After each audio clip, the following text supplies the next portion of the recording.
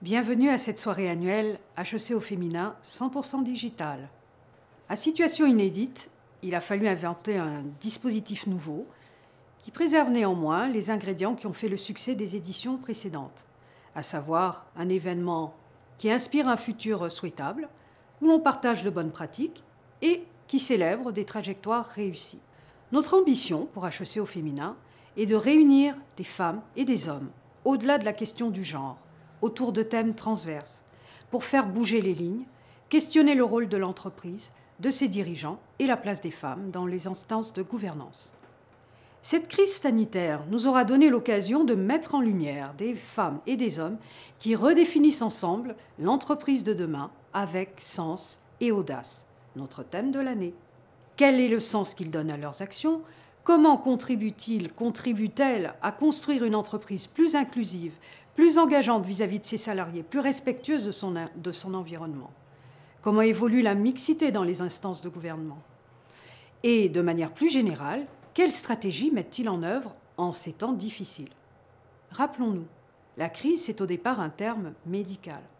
Pour les Grecs, c'est le moment du changement dans le cours d'une maladie. Pour les Hébreux, c'est la salle où les femmes accouchent. Toute crise est en quelque sorte, et par extension, le moment où émerge quelque chose de nouveau. C'est pourquoi nous avons choisi de réunir un panel de femmes et d'hommes qui se sont illustrés par leur action au cours de ces derniers mois. Cette soirée est placée sous le patronage de Madame Agnès Pannier-Runacher, ministre déléguée auprès du ministre de l'Économie, des Finances et de la Relance, chargée de l'industrie. Nous soutenons l'initiative qu'elle a menée, 1000 femmes dans l'industrie. Cette soirée a été également organisée avec le soutien de nos partenaires, MEDEF, Women's Forum, KPMG, que je tiens à remercier pour leur implication constante à nos côtés et pour leurs témoignages qui seront diffusés au cours de la soirée. Nicole, je t'invite à prendre la suite pour nous parler du prix Trajectoire HEC au féminin 2020. Merci Evelyne. Je vais donc vous parler de Trajectoire. Cette année, il n'y a pas de remise de prix. Le processus de sélection a été interrompu par le Covid et la crise sanitaire. Nous reportons donc ce prix à 2021. Mais nous avions l'intention de faire revenir nos anciens lauréats et lauréates nominés afin qu'ils nous parlent de leur évolution depuis leur nomination. Nous avons donc puisé dans un vivier riche d'environ 500 candidats et candidates, dont 50 nominés et lauréats.